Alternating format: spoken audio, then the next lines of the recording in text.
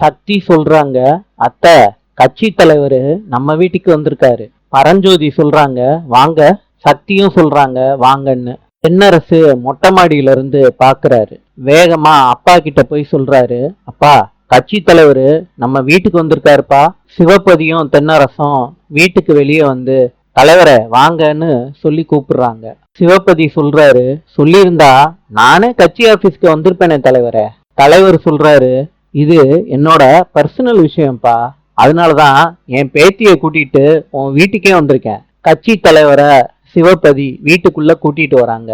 கட்சி தலைவர் சொல்றாரு பரஞ்சோதியை பார்த்து, நீங்க ஸ்கூல் படிக்கிற பிள்ளைங்களுக்கெல்லாம் நீங்க பரதம் சொல்லி கொடுத்து அந்த பிள்ளைங்க ஜெயிச்சிருச்சாமே, இந்த மரியாதைய நீங்க ஏத்துக்கணுமான்னு பொன்னாடைய பரஞ்சோதிக்கு போத்துறாரு கட்சி தலைவர். சக்தியும் வேலும் ரொம்ப சந்தோஷமாயிடுறாங்க அம்மாவை வாழ்த்துறத பார்த்து. கட்சி தலைவர் சொல்றாரு, உங்ககிட்டயே என் பேத்திய ஸ்டூடெண்டா சேர்த்து விடணும்னு நான் முடிவு பண்ணிட்டேன். இந்த தேங்காய் பழத்தட்டை என் பேத்திக்கிட்ட இருந்து நீங்க வாங்கிக்கோங்கம்மா.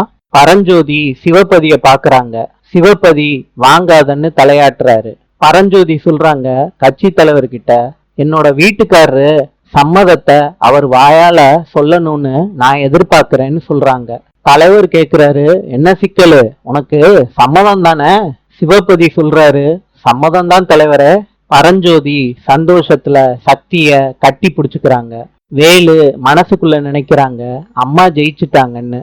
அதை நினைச்சு சிரிக்கிறாரு வேலு. சிவபதியும் தென்னரசும் கடுப்பாயிடுறாங்க. நாளை சந்திப்போம்.